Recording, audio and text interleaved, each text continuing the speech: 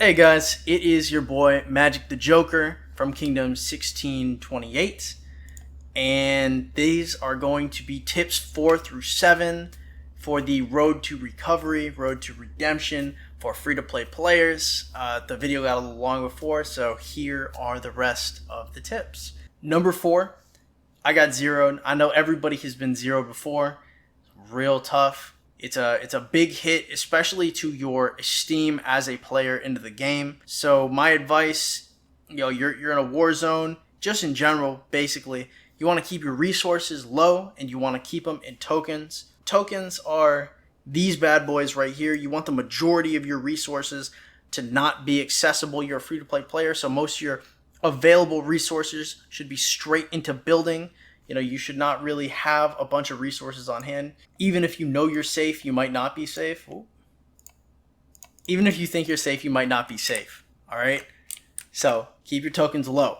But if you do get zeroed, you've lost your resources, you've lost your troops, everything died, you got to think, what can I do after this? Your first instinct may be, I have these resources that I gave you because, you're staring at your Fate Changer bundle, but you're free to play, so you're not buying it. Okay, they give you resources, they give you a few millions, and they give you 5-minute speed ups. You're going to take these speed ups and you're going to take these resources and you're going to build one march of your highest tiered units.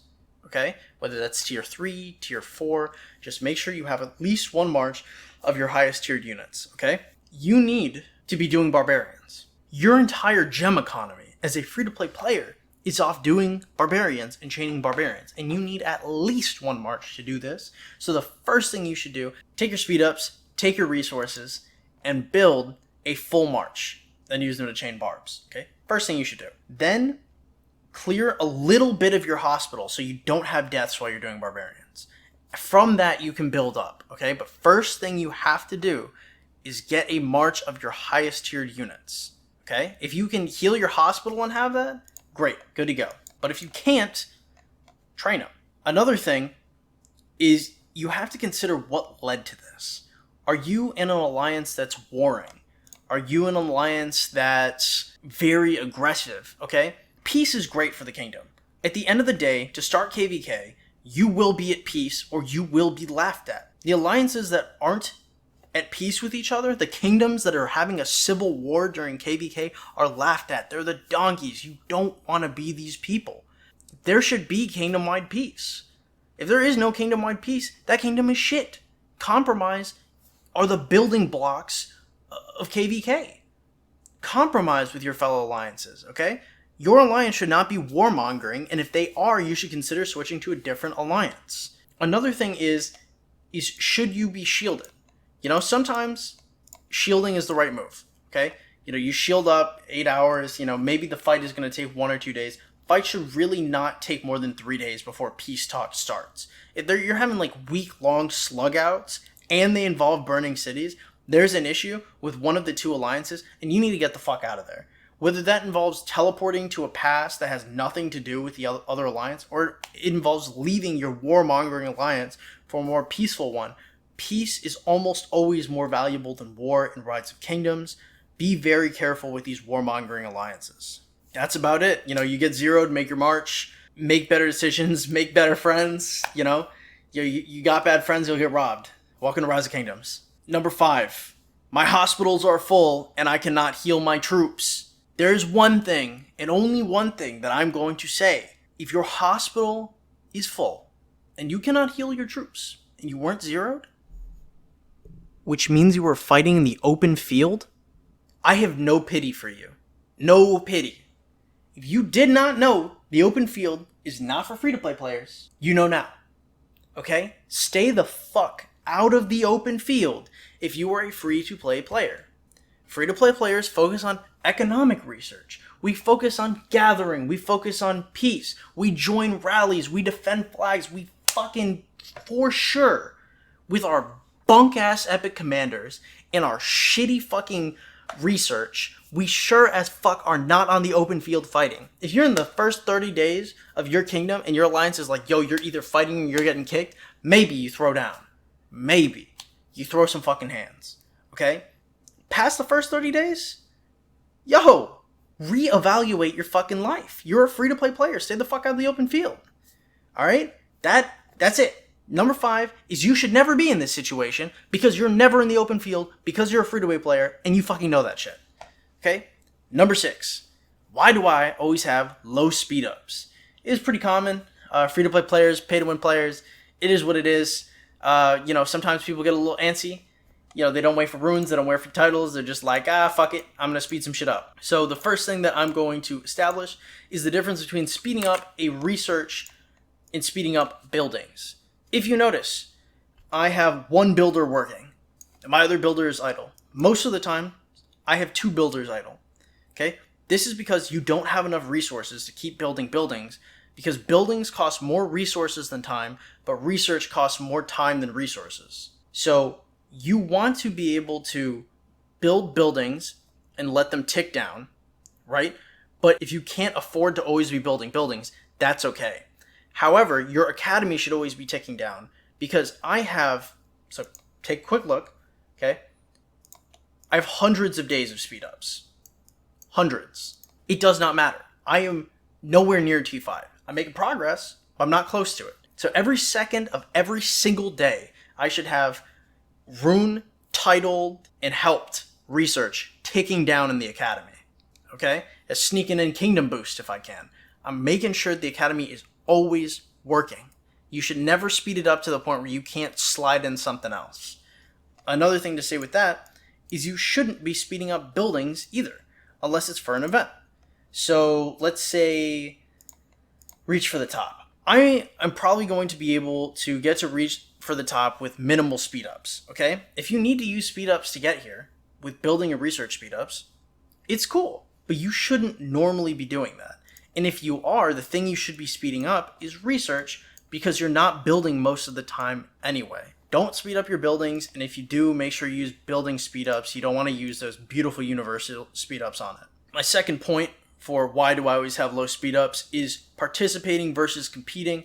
I was talking earlier today with a friend of mine from a allied alliance, the Order of the Roses, and I talked about in my last video how you should never, ever, never, never stay the fuck away from MGE.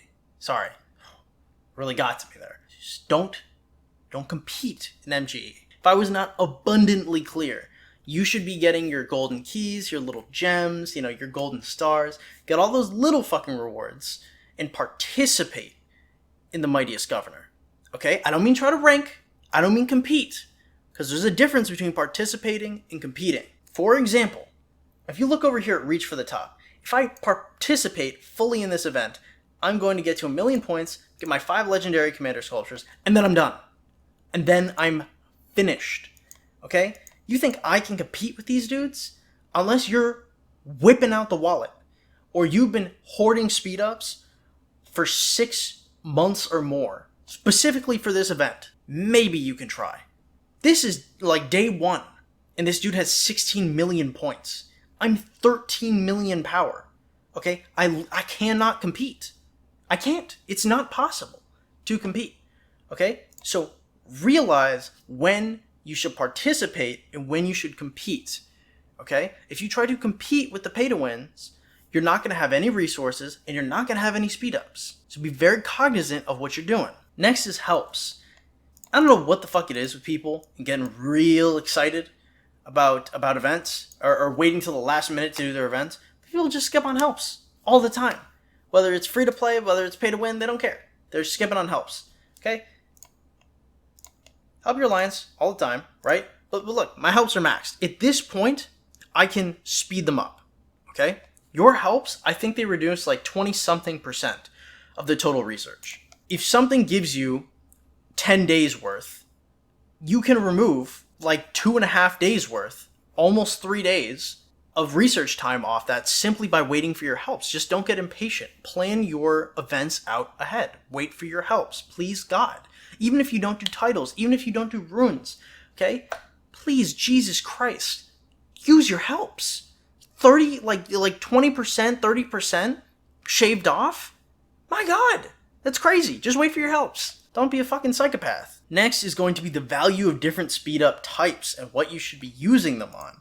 So the most valuable speed up, by far, obviously, is the versatile one, the one that is used everywhere, the universal speed ups. The reason why is not because, I mean, it is kind of because you can choose to use it on different things, but it's mostly because you can also use them in research. In research is generally where all your universal speed ups should go. You should be very cognizant if you're ever using them in buildings. How much should I really be using? Am I participating or am I competing? Should I be competing? Keep your universals and use them on research. The next most valuable speed up is the research speed up. Honestly, they might as well fucking be universals because they're going to the same place, right? I am thousands of days of research away from tier 5. Literally thousands. I'm not thousands of days of building away. Thousands of days of research. So universals go into research. They don't go into buildings, and they sure as fuck don't go into troops. So after research, the most valuable speed up is buildings. Now keep in mind, this is for people who are not yet like tier 5, not yet maxed buildings. Okay, once you max your building speed ups are fucking worthless. So I'm not shitting on people that have already maxed out their buildings. For those people like me that have not, buildings are a great source of power, and they are a stepping stone on the road to tier 3. Okay, they're good for doing events. So building speedups are useful, and I would consider putting universal speedups into buildings. Okay, the least valuable speedup for us as free-to-play players without tier 5 is troop training speedups. Now, if you are wailing the fuck out, it's super useful. But we're not. We spend no money.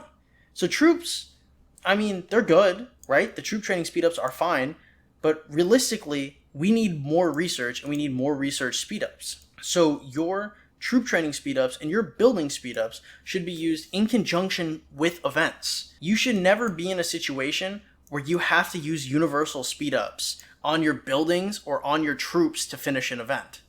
Okay, unless you're very early in the game, sometimes you have to use universals on your buildings. It's cool. I got you if you're super early game. If you're where I'm at, you're City Hall 24, 23, 25, you should have enough building speed ups to where you're not shit in the bed. I would say never use universals on troops basically ever. On buildings, it's maybe feasible, but on troops, unless you are back down an event and you were recently zeroed and you had to make your march and you're like, what do I do? Finish your fucking event, okay? Use your universals, but be cognizant of your speeds so you really never have to be in that position. Number 7, why do I always have low resources? If you're a free-to-play player, you've been here. You're sitting there and you're looking at your sub 20 mil total resources and you're like, wow, this fucking blows dick. You take a look at City Hall 25 and you're like, wow, that's like 200 mil resources.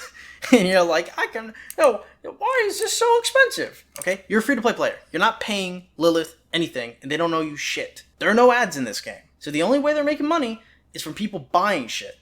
And if you're not buying shit, they don't owe you anything. So the way it works, if you're trying to get resources as a free-to-play player, I'd say number 1, use your specialized commanders. So every commander gathers different resources faster, except for Sarka and Centurion, okay?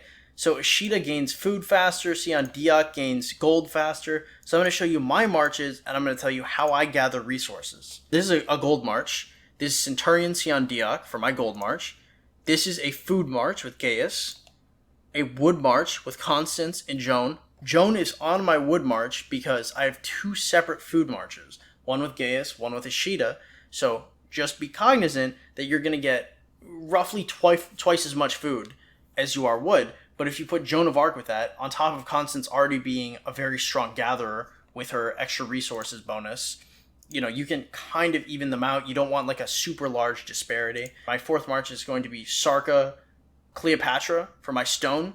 I want more stone than I have gold, so I put my stronger generic gatherer. The 2 generic gatherers are going to be Sarka and Centurion, so Sarka is going to be gathering my stone because I want more stone. You should realistically never be in a position as a free-to-play player that wants gold more than they want stone, because that's really, really weird, and I'd be questioning what you're doing with your gold at that point. Number 5 is your 2nd food march with Ishida. This beautiful, beautiful man. Go forth, gather food. God bless. So remember, Why do you have low resources? This isn't really something that can be remedied, okay? I'm super low resources. It's going to take me a fat minute to get to City Hall 25, and I've gathered 1.65 billion resources. This isn't even, I'm maybe 70th in my kingdom for resources gathered. 1.6 billion, that's a shitload, okay? It is not enough, okay? So just be very frugal with your research, with your resources, and everything else on this list can be remedied realistically, except for this, okay? You're a free-to-play player. Don't freak out. Just keep gathering. Be aware of what you're investing in, and don't be afraid to leave your builders idle if you need to invest in buildings that are very expensive. Alright guys, so this is the end of part 2. This is Magic the Joker from Kingdom 1628. I hope these tips helped you guys.